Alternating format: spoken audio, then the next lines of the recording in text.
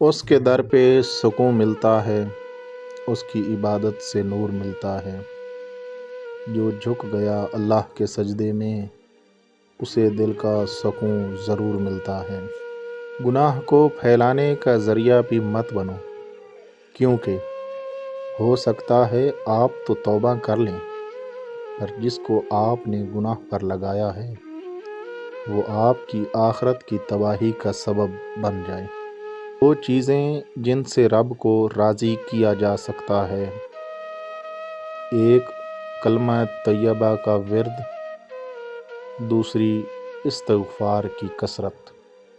کوئی رابطہ نہیں دعا کے سوا، کوئی سنتا نہیں اللہ کے سوا۔ اس بات کو اپنے دل میں بٹھا لو، مشکل میں کوئی ساتھ دیتا نہیں اللہ کے سوا۔ جب کوئی انسان اپنے رب کی ماننے لگتا ہے تو رب کی ساری توجہ اس کی طرف چلی جاتی ہے۔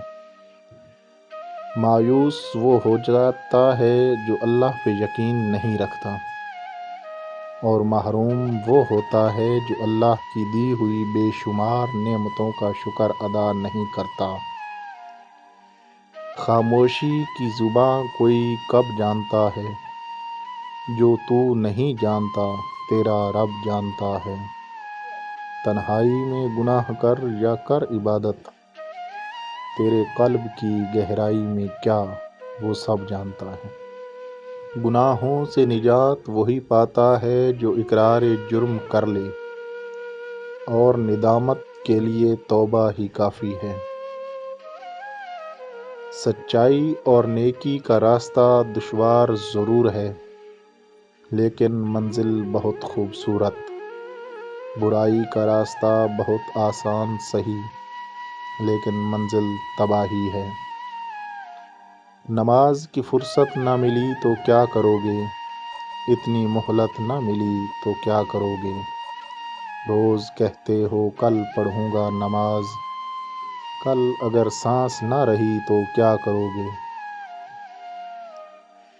جو اپنی تنہائیوں کے اللہ کے خوف سے مزین کر لے، اللہ اس کی محفلوں کو بھی اچھا کر دے گا۔ رب سے جب کچھ مانگو تو رب کو ہی مانگو، کیونکہ جب رب تمہارا ہے تو سب کچھ تمہارا ہے۔ وہ شخص اپنے آپ پر بہت ظلم کرتا ہے جو پورے دن میں ایک بار بھی استغفار نہیں کرتا۔ تم اللہ تعالیٰ کے ذکر میں دل لگا لو، سکون اور اطمینان تم سے دل لگا لیں گے۔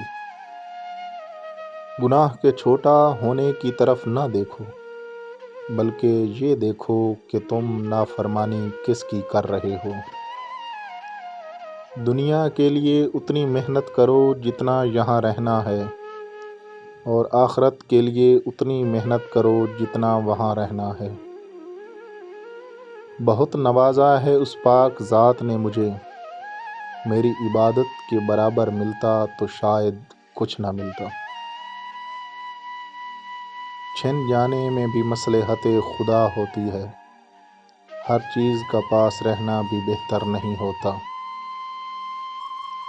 یہی سوچ کر جیو کہ میرے رب نے مجھے بہت کچھ دیا ہے، اگر وہ مجھے میرے اعمال کے برابر دیتا تو میرے پاس آج کچھ بھی نہ ہوتا۔